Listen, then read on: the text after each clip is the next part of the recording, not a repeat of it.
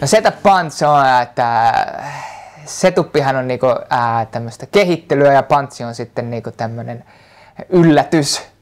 Eli setuppi luo mielikuvia ja punch luo sitten yllätyksen siitä mielikuvasta, eli kumoaa katsojan ja kuuntelijan odotukset, miten kyseinen tarina jatkuisi. Vitsi, semmoinen kunnon vanha suomalainen isänmaallinen vitsi on hyvä esimerkki siitä, mikä on stand-up-komiikan vastakohta. Mielenkiintoinen piirre stand-up-komiikassa on se, että aika usein keikan jälkeen joku ihminen tulee kertomaan jonkun vanhan vitsin aika tohkeissaan, että nyt mullakin olisi sulle tämmönen, kun sä kerroit äsken noin sun juttuja, niin nyt mulla olisi tämmönen. Ja se on joku vitsikirja, vanha vitsi. Ja sitten ne on silleen, että saat käyttää tätä ensi kerralla. Niin en saa, kun se ei ole mun, kun se ei ole sun, kun se on vitsikirja vitsi. Kun se stand-up-idea on se, että keksitään niinku ne jutut. Tai nyt mietitään kavereiden kanssa ja näin. Jos on joku hyvä idea, jos sulla sä oot huomannut, että nyt on tämmönen maailmassa oleva virhe ja tästä voisi tehdä hauskan jutun, niin tuu kertoa se idea, se olisi tosi mukava. Mutta se, että jos sä tulet niinku kertoa jonkun punainen on puussa Tarzanin vessa, siis vanha vitsi, niin sillähän se on jo käytetty, se on jo kuultu, se on nähty. Mutta jos on joku uusi, niin se olisi se idea.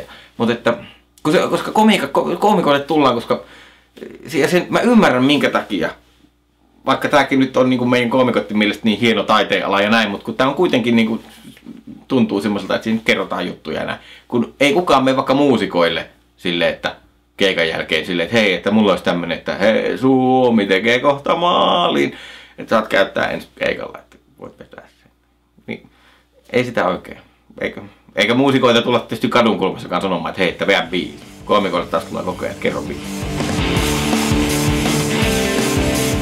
Niin, illan isäntä, joka muista tietysti lyhentellä MC, niin se on tietysti tuo suomalainen nimitys kertoo aika hyvin. Eli isännöin stand-up-iltaa on itsekin koomikko, ottaa ihmiset vastaan, lämmittää tunnelman, esittelee esiintyjät.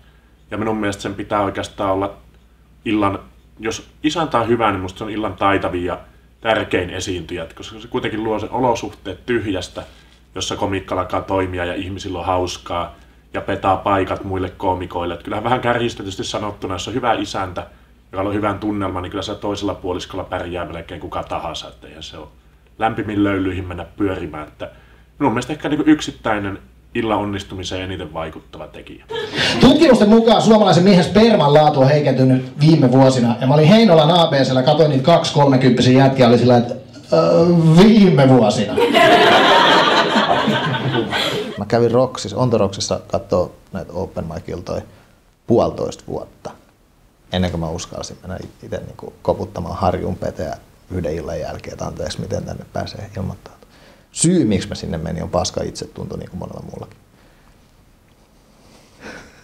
Piti saada yleisön naurut. Niin surullisia me ollaan. Oli niin tyhjää elämää. Kannoin postia, elämä päin helvetti. Sitä se on. Mä en tiedä, mä oon ilmeisesti putoamassa trendeistä. Älä helvetissä. Näytät ihan Mikko Leppilalta. Koska mä en tiedä, siis jotenkin välillä tuntuu, että mä alan tippua kärryltä tässä maailmassa. Mä olin pari päivää sitten Sokoksen urheiluosastolla, siellä oli alennuskorissa juoksuhanska. Mä aloitin, niin mä kuulin useammakin kommentin, että Suomessa ei voi tehdä kantaa ottavaa huumoria sen takia, kun täällä ei ole mitään vialla. Et tervetuloa Kallioon vittu katsomaan noita leipäjonoja, niin en mä tiedä. Se on vaan se, että kun vertailukohtana on niin kun maailman kaksinaismoralistisin valtio USA, missä se on niin helppoa. Se on surullisen helppoa, miten niin siellä pystyy tekemään loppujen lopuksi. Jos haluaa tehdä kannanottoja, niin siellä on päivittäin. Et se vaan, että täällä on ihan sama paska, mutta täällä on valtavirta väestö uskoteltu. Ne uskoo aina vaan siihen, että on lottovoitto syntyy Suomeen. Niille täytyy näyttää eteen, että hei, kattokaas nyt vaan. Naivi versio, minkä voisi vaikka kertoa kaupallisella TV-kanavalla, niin sittenhän se on sitä, että annetaan ihmiselle hienon olon tunteita. Se on sitä jaloutta, että ihmiset niin kuin tuntee itsensä hyväksi, että hei, joku on samaa mieltä kuin minä. Näin se kerrottaisi Live-kanavalla. Mä oon 6 vuotta tehnyt, mä oon nyt vasta tullut hetki, kun mä olin Kivelän Nikon keikalla ja katsoin, kun ihmiset nauroi ihan niin kuin kuset housussa. Eka kerran mä olin silleen tajusin, että ai niin nekin saa tästä jotain. Open mic on yleensä aloittelevampi koomikko ja open mic paikat monella klubilla saattaa olla 1 per ilta. Siellä saattaa 3-4 ammattikoomikko, 1 open mic paikka, jossa on 1 yleensä aloittelevampi koomikko tosissaan heittää ehkä ensimmäisiä keikkoja ja paikan pituus on noin 5-7 minuuttia. Näitä. Ja Helsingissä on The Rocksissa pyörii stand-up-klubi, jossa on oikeastaan joka keskiviikko pelkästään open mic-iltoja. Lisää saattaa olla 6-10 open mic-esiintyjää illan aikana. Ja illan taso on erilainen.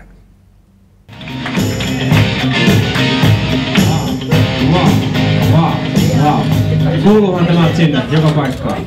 Kyllä kuuluu. Hei, tervetuloa 2 kalaan. Ken on näissä kaikkein hauskin kilpailun finaali?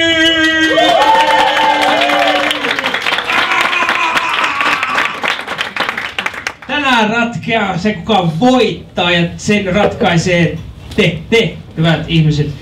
Kiitos, että tulitte tässä vaiheessa. Ja mä oon Teemu Westerinen, mä oon tämän illan niin kuin tämmönen isäntä.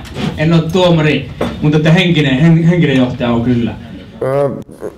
Ehkä se, että rytmi, miten se kertoo niitä asioita, vaikka juttu olisi huonompikin, mutta se jotenkin se puheen tempo, esiintymisvarmuus, sellainen, miten se kantaa itsensä siellä lavalla ja jotenkin persoona on mielenkiintoinen ja näin, niin siinä yleensä sen aika nopeasti itselle tulee niistä sellaisista asioista nopeasti sellainen miellyttävä katsoa ja sellainen, että tuossa saattaa olla jotain ja hyvää kehityskelpoisuutta havaittavissa.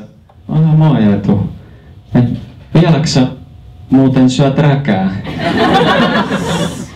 Tai niinku, et ei siinä oikein sanoa mitään.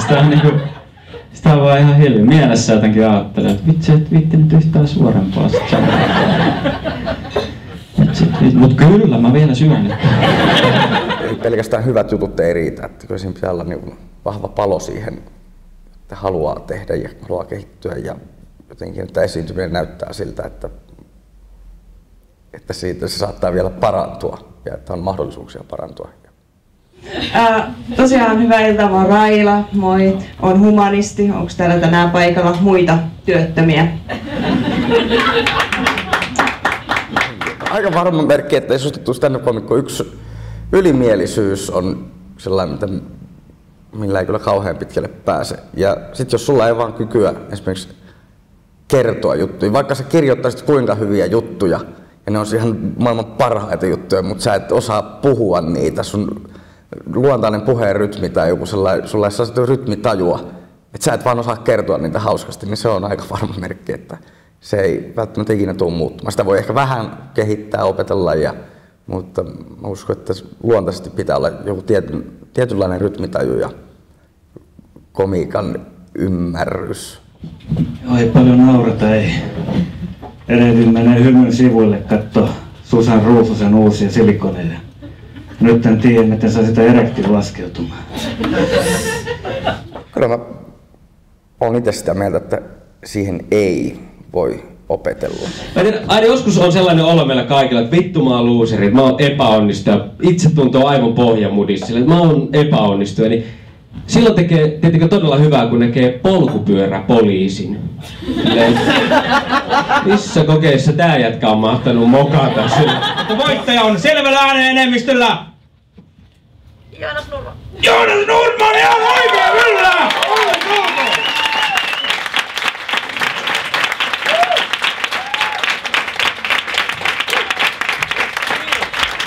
Siinähän on vuoden 2009 voittaja Joonas Nurman! Ottakaa sitä! Kiitos, kiitos.